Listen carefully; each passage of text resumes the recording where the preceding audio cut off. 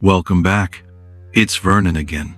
Today, I'm going to share 5 common mistakes that older women make in relationships that are entirely fixable once you understand them. These aren't character flaws. They're patterns that develop over decades of living, loving, and learning to protect ourselves. I've seen accomplished women in their 60s and 70s, women who raised families, built careers, and survived loss, struggle when it comes to finding love. Not because they aren't worthy of it, but because they often make mistakes that push good men away. Men our age aren't looking for perfection or someone to fix them. They want a partner who offers peace, authenticity, and a real connection. Yet sometimes without realizing it, we offer everything but exactly that. Before we get in, make sure to subscribe and turn on the notification bell so you never miss the next video, where I'll share how to avoid these mistakes and build a stronger, more fulfilling relationship. Let's dive into the first mistake and how you can easily correct it to start building stronger, more fulfilling connections. Mistake number 1. The mothering mistake. One of the most common yet often overlooked mistakes that older women make in relationships is falling into a mothering role. This typically happens when a woman unconsciously starts treating her partner more like a child than an equal. It might begin with small things, like taking care of all the responsibilities, offering constant advice, or even doing things for him that he can easily do himself. While this might seem nurturing, it can quickly create an imbalance in the relationship. My dear friend Lily, a retired teacher who raised 3 successful children and was beloved by hundreds of students over her 40-year career. When she began dating again at 64, she naturally brought her nurturing instincts into her relationships. She'd remind her boyfriend to take his medications, suggest he get his hair cut, pack him lunches for his golf games, and gently correct his grammar during conversations. Lily was genuinely caring, but her boyfriend began to feel less like a romantic partner and more like another one of her charges. Their relationship ended after 6 months, leaving Lily confused and hurt. According to Dr. Helen Fisher's research on attachment styles, shows that while women are naturally inclined toward caregiving behaviors, men over 60 often interpret excessive caretaking as a sign that their partner doesn't see them as capable adults.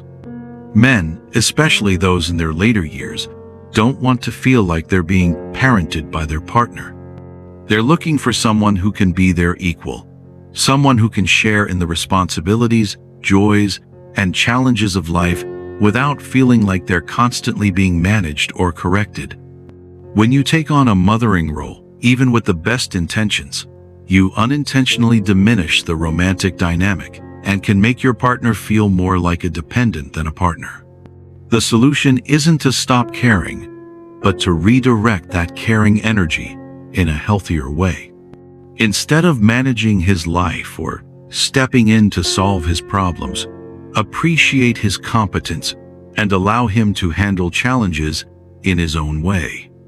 Rather than offering unsolicited advice, ask questions that show you respect his judgment and trust his decisions. Instead of constantly fixing things for him, express confidence in his ability to solve problems and let him know you believe in him. This shift in approach will not only preserve the balance of your relationship but also deepen your emotional connection. By fostering a sense of mutual respect and understanding, you'll create a stronger, more fulfilling partnership where both of you feel valued as equals. Men our age have been taking care of themselves for decades. They don't need another mother. They need a partner who sees them as capable, interesting, and worthy of respect. This shift in approach often reveals something deeper, a pattern that connects to our next challenge. Mistake number 2, the comparison trap.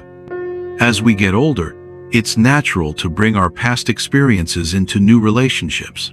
However, one of the most damaging things older women often do is fall into the comparison trap. This happens when we subconsciously measure every new connection against the ones we've had before, whether it's comparing new partners to ex-husbands, past lovers, or even the idealized version of what we thought a perfect relationship should be. Over time, these comparisons can create unrealistic expectations, preventing us from seeing the unique qualities of our new partners. We may find ourselves seeking traits or behaviors that mirror past relationships, often overlooking the possibility of a different kind of love that could be even more fulfilling. Research from Dr. Kristin Neff on self-compassion reveals that this pattern is especially prevalent among women who've experienced significant loss, whether through death or divorce. When we've lost something as fundamental as a spouse or a long-term partner, we often cling to the memories of what was once familiar and comforting. The pain of that loss can cause us to romanticize the past, creating an idealized version of what we think a perfect relationship looked like. We tend to remember the good moments and forget the flaws, leading us to create impossible standards that no one, including a new partner, can meet. As a result, we may unknowingly sabotage new relationships, continually wondering why no one seems to measure up to the idealized version of love we've set in our minds. The Greek philosopher Heraclitus taught us that no man ever steps in the same river twice. The same is true for love. The love you had at 30 with your husband cannot and should not be replicated at 65 with someone new. Each relationship is its own river, with its own current, its own beauty, its own destination. To break free from the comparison trap, it's essential to focus on the present and appreciate your new partner for who they are, rather than who they aren't. Start by embracing the uniqueness of each relationship, understanding that no two connections are the same. Practice self-compassion by letting go of the unrealistic standards created by past experiences, and remind yourself that every relationship has its own rhythm and qualities. This comparison trap often leads to another mistake, one that builds walls exactly where we think we're showing strength. But let me ask you this. When you find yourself making these comparisons, are you honoring your past love or sabotaging your present opportunity? Leave a comment below and share your thoughts. I'd love to hear how you've navigated the balance between honoring the past and embracing new possibilities in your relationships. Mistake number 3. The independence paradox.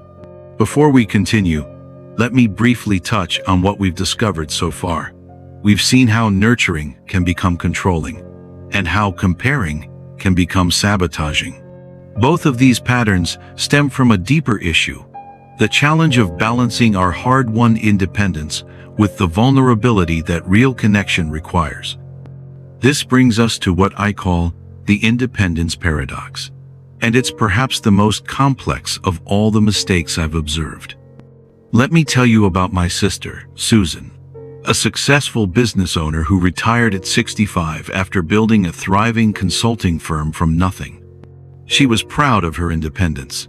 She owned her home, managed her finances, traveled solo, and made every decision without consulting anyone. When Susan began dating William, she approached the relationship like a business partnership. She insisted on paying for her own meals, refused his offers to help with household tasks, and made it clear that she didn't need him for anything. While her independence was admirable, William began to feel unnecessary and unwanted. Our fierce self-reliance, which served us well in building our lives, becomes a barrier to intimate connection. The ancient wisdom of Ubuntu, an African philosophy, teaches us that I am because we are. This doesn't diminish individual strength. It recognizes that humans are designed for connection, and that true strength includes the courage to be vulnerable with worthy people. The solution isn't to become dependent or needy. To navigate the independence paradox, it's important to recognize that true strength lies in the balance between independence and intimacy. While maintaining your self-reliance is crucial, it's equally important to allow room for vulnerability and interdependence in a relationship. Start by allowing your partner to contribute in meaningful ways, whether it's offering help or sharing responsibilities. Being open to accepting support doesn't diminish your strength. It enriches the connection, creating a healthier, more fulfilling partnership where both individuals thrive. Embrace the idea that your independence is not threatened by letting someone in, but rather it's enhanced by the strength of mutual support and trust. Men our age want to feel valuable in your life. They don't want to rescue you, but they do want to enhance your experience and have you enhance theirs. This balance between independence and interdependence becomes even more crucial when we consider our next challenge, the pursuit of an impossible standard. Mistake number 4. The perfection prison. I remember my former colleague Margaret, a retired librarian with impeccable taste and high standards. At 68, she began dating again and created a mental checklist for potential partners. He must be financially secure, physically fit, emotionally available, intellectually stimulating, socially graceful, and spiritually aligned. When she met Kenneth, a retired engineer who checked most of her boxes but had a tendency to repeat stories and struggled with technology, she dismissed him because he wasn't perfect enough. Margaret was searching for a fairy tale prince in a world populated by real men with real flaws, real histories, and real limitations. The perfection prison is built on the illusion that somewhere out there is a man who will meet all our criteria without requiring any compromise or acceptance on our part. But perfection is the enemy of connection. As the Persian poet Rumi wrote, "Try not to resist the changes that come your way. Instead, let life live through you. And do not worry that your life is turning upside down." How do you know that the side you are used to is better than the one to come? This independence we've been discussing often masks something deeper, unrealistic expectations about what relationships should look like at our age. Research from Dr.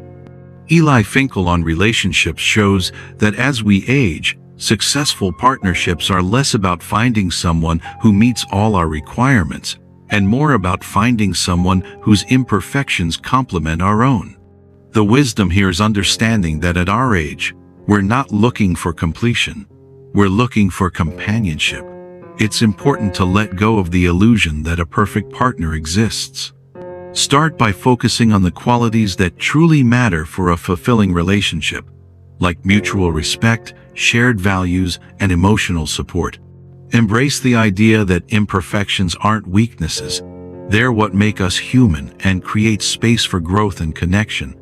Instead of seeking someone who checks every box, look for someone whose strengths complement yours and whose flaws you can accept with understanding. I'd appreciate it when you like this video and share it with someone you care about, a friend, family member, or anyone who could benefit from these tips. Let's spread the knowledge and help each other build stronger, more fulfilling relationships. Perfection isn't necessary for love. Real, lasting relationships thrive on authenticity and the willingness to grow together. This perfectionism often connects to our final and perhaps most damaging mistake, one that poisons relationships before they can even bloom. Mistake number 5, the scarcity mindset. Here's the mistake that underlies all the others, the one I believed would change your perspective. The scarcity mindset, the belief that good men are rare, that opportunities for love are limited, and that if this relationship doesn't work out, there may not be another chance. This scarcity thinking creates a desperation that's palpable to men. It makes women settle for unsuitable partners out of fear, or conversely, it makes them so terrified of making a mistake that they sabotage good relationships with the very behaviors we've been discussing. When you believe love is scarce, you either grab too tightly or push too hard. Some women stay in relationships that clearly weren't working because they feared being alone. Others end promising relationships because they are terrified of vulnerability. Both responses stem from the same root: The belief that love is a limited resource that decreases with age. But here's what I've learned in my life, and what the ancient wisdom teaches us. Love is not scarce, it's abundant. At our age, we have the gift of clarity about what we truly want and need. We have the wisdom to recognize authentic connections when we see them. We have the courage that comes from having survived loss and found ourselves still whole. Personally, I've learned that holding on to a mindset of abundance and love not only opens the door to new possibilities but also brings peace and fulfillment in ways I never expected. The Greek philosopher Aristotle taught about eudaimonia, human flourishing that comes from living in accordance with virtue and wisdom. For older women, this means approaching relationships from a place of abundance rather than scarcity. You are not running out of time. You are entering the season of your life when time is most precious and therefore most meaningful. When you shift from scarcity to abundance thinking, everything changes. You stop settling for less than you deserve. You stop trying to force connections that aren't natural. You start recognizing that every relationship, whether it lasts 6 months or 6 years, is an opportunity for growth, joy, and connection. Embracing this mindset not only transforms your relationships, but also deepens your sense of fulfillment and peace, allowing you to truly live and love without fear. Conclusion: we've explored 5 mistakes that many older women make in relationships, not out of malice or stupidity, but out of patterns developed over lifetimes of loving, losing, and learning to protect themselves. The mothering mistake that turns partners into children. The comparison trap that holds new love hostage to old memories. The independence paradox that builds walls where we need bridges. The perfection prison that eliminates possibilities in pursuit of impossibilities. And the scarcity mindset that makes us desperate when we should be discerning. I want to emphasize once again, these aren't character flaws. They're habits. And habits can be changed. You don't need to become a different person to find love at this stage of life. You need to become a more aware version of yourself. With this awareness, you can begin making intentional shifts, embracing healthier habits that allow for more fulfilling and authentic connections.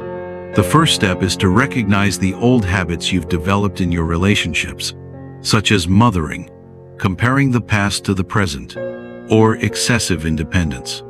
Once you're aware of these patterns, start making conscious shifts, like letting go of unrealistic expectations in the perfection prison, or embracing vulnerability instead of holding on to the scarcity mindset. By focusing on self-awareness and being more open to new opportunities, you'll create relationships based on respect, mutual sharing, and authenticity, rather than being stuck in old habits. Break free from these patterns and embrace healthier, more fulfilling relationships by hitting that like button and sharing this video with someone who could benefit. Don't forget to subscribe and turn on the notification bell to continue your journey towards self-awareness and building the relationships you truly deserve. With all your wisdom and strength and beautiful imperfections, you are worthy of genuine, lasting connection. Thank you.